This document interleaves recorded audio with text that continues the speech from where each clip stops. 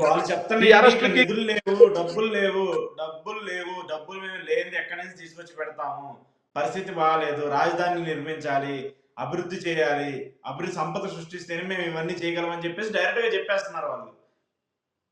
Sir ఒకటి sir, Chandrababu Naidu గారికి ఇది కొత్త కాదండి. మేము ప్రజలకు అదే మొత్తుకొని చెప్పాం 2024 ఎన్నికలకు ముందు. బాబును నమ్మొద్దు, మిమ్మల్ని వెన్నుపోటు పొడుస్తాడు, బాబును నమ్మొద్దు, మిమ్మల్ని మోసం చేస్తాడు అని చెప్పి జగన్మోహన్ రెడ్డి గారి దగ్గర నుంచి మా కింద స్థాయి కార్యకర్తల వరకు అందరూ మొత్తుకొని చెప్పాం మేము. 96లో లోక్సభ ఎన్నికలు జరిగాయండి ఆంధ్ర రాష్ట్రంలో.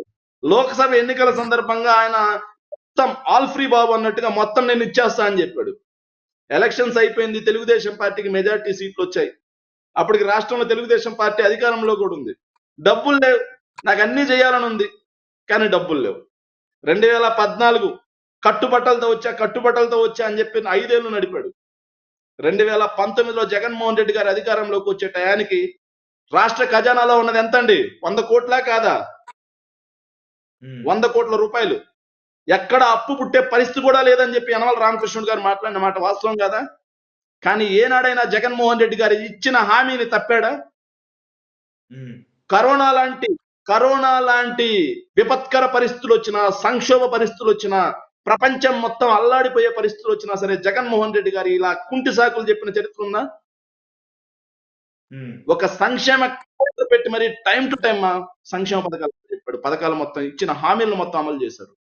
మరి ఈరోజు 7,000 కోట్ల రూపాయలు ట్యాక్స్ డెవల్యూషన్స్ వచ్చాయి. 15,000 కోట్ల రూపాయలు, 14,000 కోట్ల రూపాయలు ఆర్బీఐ నుంచి అప్పు తీసుకొచ్చారు. 5,200 కోట్ల రూపాయలు కార్పొరేషన్స్ నిధుల ద్వారా అప్పులు తీసుకొచ్చారు. మరో 15,000 కోట్ల రూపాయలు అమరావతి కోసం వరల్డ్ బ్యాంక్ నుంచి అప్పు తీసుకొస్తున్నారు. ఇలా కేవలం 2.5 నెలల్లో 30,000 కోట్లకు పైగా అప్పు. 7,000 కోట్ల రూపాయలు ఆయన మీరు ఇందాక ఏమన్నారు, మేము ఎంత ప్రజలకు చెప్పినా వాళ్ళు నమ్మలేదంటే, ప్రజలు అంటే మీరు చెప్పినా కూడా వాళ్ళు నమ్మలేదంటే ఆ పార్టీకి సంబంధించిన మీడియానో లేదంటే ఆ పార్టీకి సంబంధించిన వ్యక్తులు వాళ్ళు చేసినటువంటి కామెంట్స్ ఎంత ప్రజల్లోకి మైండ్లోకి వెళ్ళిపోయారో అర్థమవుతుంది ఇప్పుడు మీకు.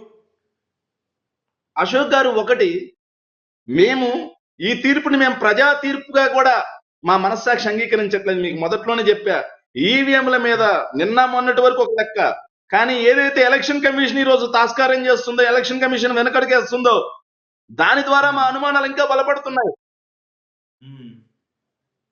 ఇది ఈవీఎం బాబా ఇతను, ఈవీఎం ప్రభుత్వమా ఇది, ఈవీఎం కళ్యాణ అతను, ఈవీఎం కూటమా ఇది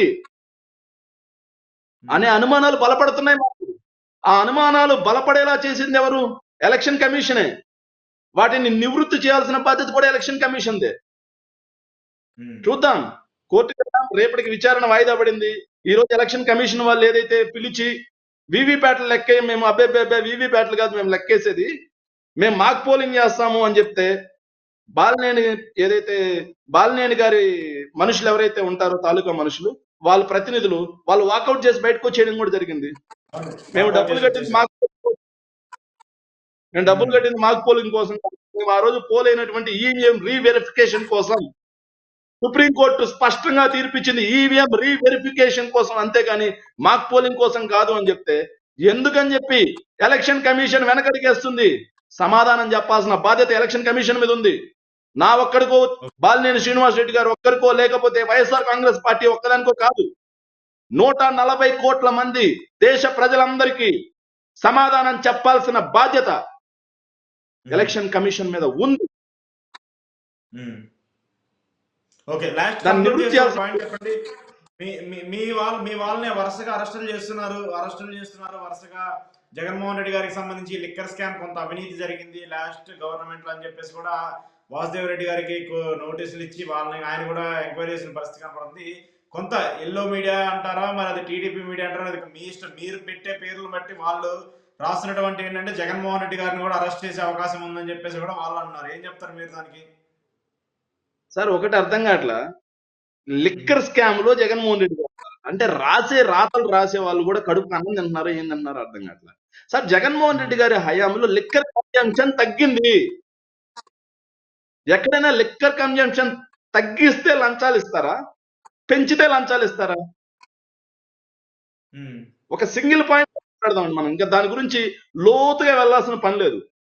లిక్కర్ కన్జంప్షన్ ఎక్కడైనా తగ్గిస్తే కంపెనీ వాళ్ళు లంచాలు ఇస్తారా? వాళ్ళ సేల్స్ పెంచితే లంచాలు ఇస్తారా? ఆ ఒక్క పాయింట్ చాలు. ఓకే. జగన్మోహన్ సో అలాంటి ప్రభుత్వ హయాంలో అవకాశాలు ఏమన్నా ఉంటాయి, ఇవన్నీ వాస్తవాలు. లిక్కర్ కన్జంప్షన్ ని తగ్గించి జగన్మోహన్ రెడ్డి గారు లిక్కర్ కన్జంప్షన్ ని తగ్గించారు. సో గ్రామ గ్రామాల్లో లిక్కర్ లేదు. చంద్రబాబు నాయుడు గారు లిక్కర్ ని గోల్డ్ డ్యూటీ చేసే పరిస్థితి ఉంది. ఆయనకు లంచాలు వస్తాయా? జగన్మోహన్ రెడ్డి గారికి లంచాలు వస్తాయా? సో వాళ్ళు కక్షపూరితంగా ఎన్ని కేసులు పెట్టినా, ఎన్ని అరెస్టులు చేసినా, ఒకటికి 40 కేసులు పెట్టుకోమనండి. వాళ్ళ ఉడతూపుళ్ళకి, అక్రమ కేసులకి, అక్రమ అరెస్టులకి అదిరేది లేదు, బెదిరేది లేదు.